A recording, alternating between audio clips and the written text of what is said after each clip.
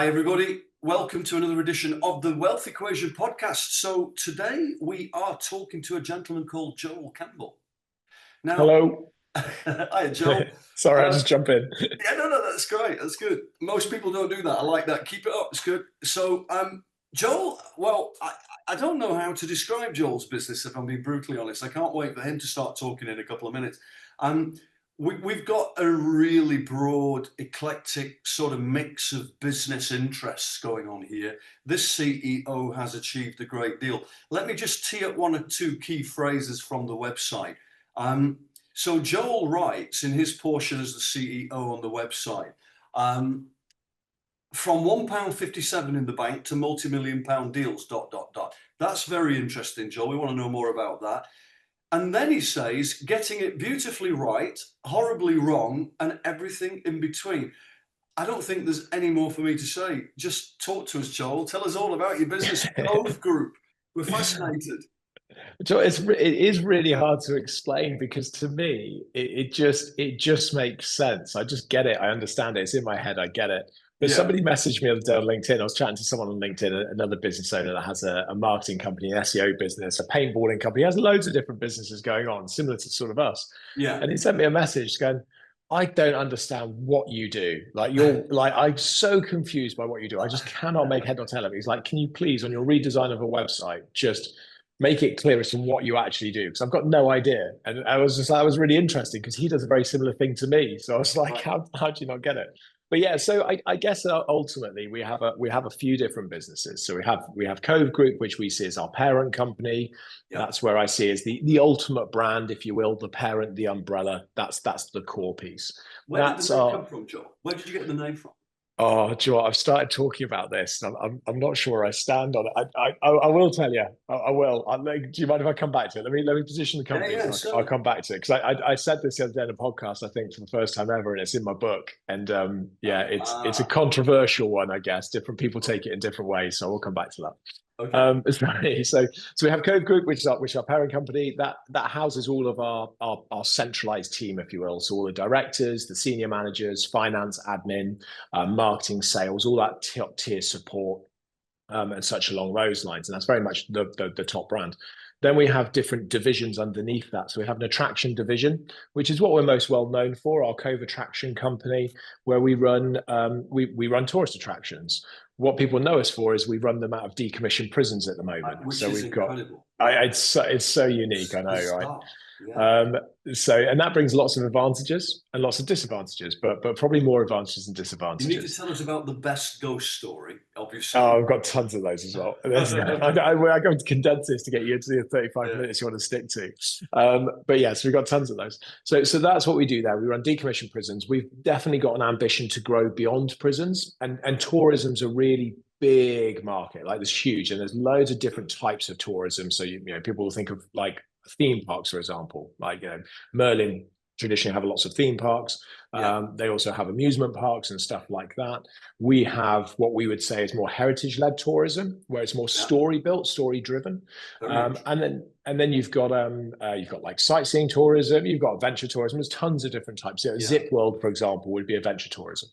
And you're Um, and you're acquiring these properties as you go along, right? So you're Yeah, so building so you're with the building an prison, yeah, asset so with the base. prisons, yeah, we Yeah. started with the prisons, and I was effectively leasing the buildings. So I had leases and licenses on these buildings because they were Yeah. owned by developers who thought they were going to turn them into houses. Yeah. Yeah. And ultimately, over the journey, they decided that wasn't going to work. The models weren't viable, or something changed in planning. There was loads of different things that happened.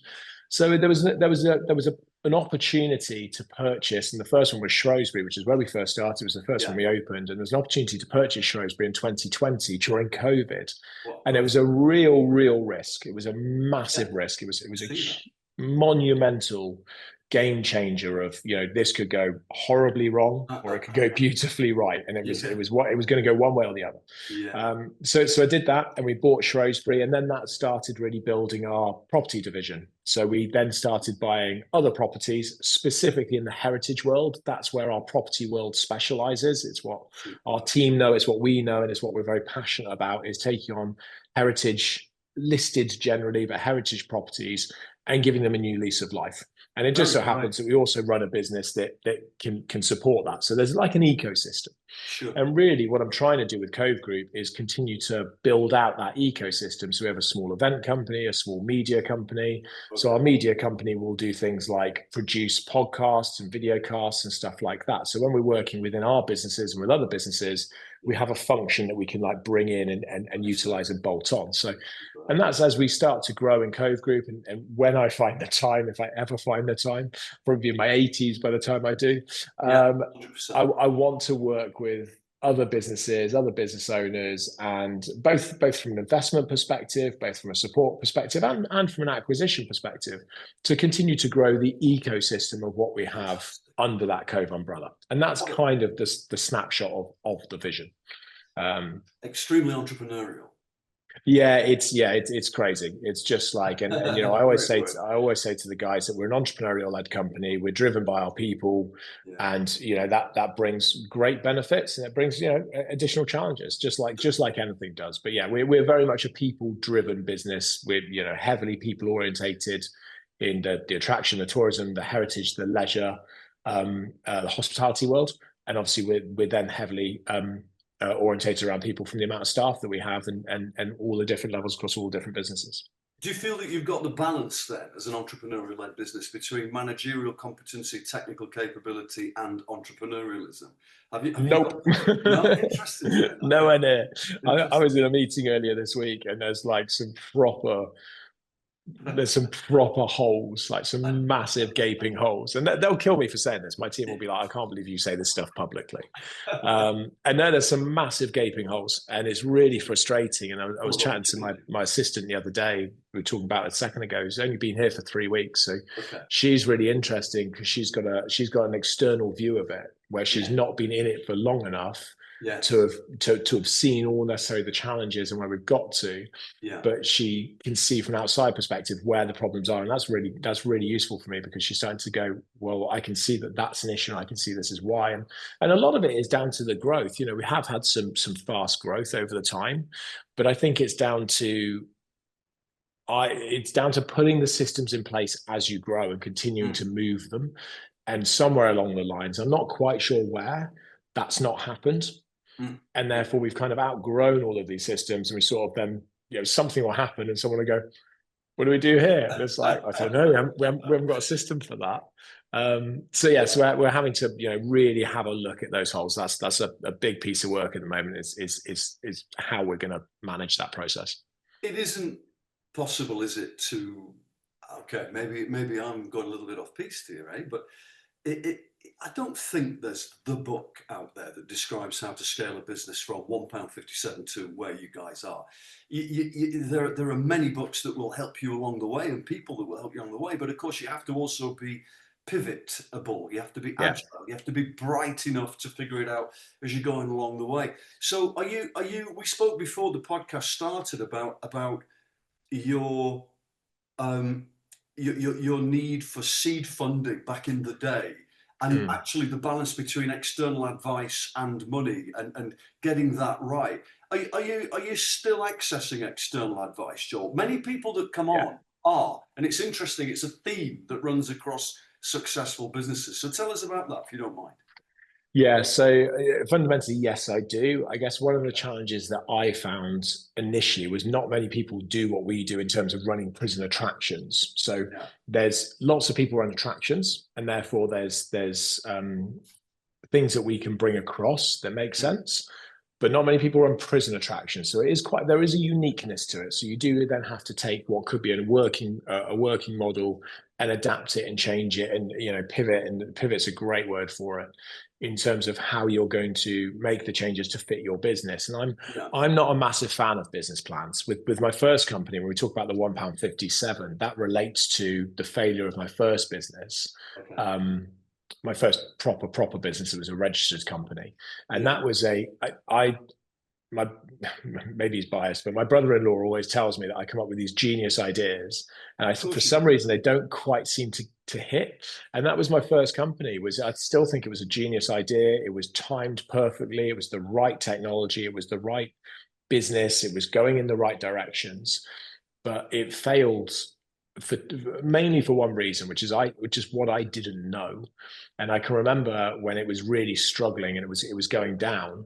And I had business advisors at the time. I had somebody who I knew, who was very successful in business, had done very well in an IT company, sold it, retired relatively young in his 50s, and lives a very happy, very wealthy life. So he was certainly instrumental in my early days of starting this company, of giving me advice and support and kind of just pointing me in the right way. And he every conversation we had, he knew what was coming. He'd hear me talk about all these positives and he'd go, "There's a book coming," and I'd be like, "What?" Like, so yeah, he just knew it. So he was great, and I still speak to him now, not as often as I'd like, but I do still speak to him now. Excellent. And when I was building that business, it was all the bits I didn't know, and I made every single mistake pretty much you can make when you start a company, when you try and grow and build and scale a company. Okay. And I guess my learning from that was that's okay, but make the mistakes hard and make them fast. Because just get them done and get them out of the way. And looking back, the way I kind of try and run that sort of innovation side and that investment side is I always think back to what did 26-year-old Joel need, effectively 26, 27-year-old Joel need at that point. Yeah. And what could somebody have said to me or helped or supported with that would have made this business fly? And it could have done, and it could have been, that business could have been into the millions and sold into the millions. And I probably could have retired in my late 20s. But I ended up with £1.57. So it goes wrong, and that was a hard time, and those were hard years. And the pivot is a really, like I say, an interesting world, because I had to adapt from that. I had to accept the failure. I had to take that on board, and I had to figure out what was going to come next. And that was an awful time for me, for my wife. We had no money, couldn't afford to eat. We were living off bowls of pasta. We literally, the reason why, and this is in my book, I hit you with the £1.57. The £1.57 came off the back of, we had, so this is back in 2012. So we had a number of Tesco's vouchers. I can't remember how much it was off the top of my head. It was like, I don't know, £80 worth of Tesco vouchers, something like that. We had no food at all.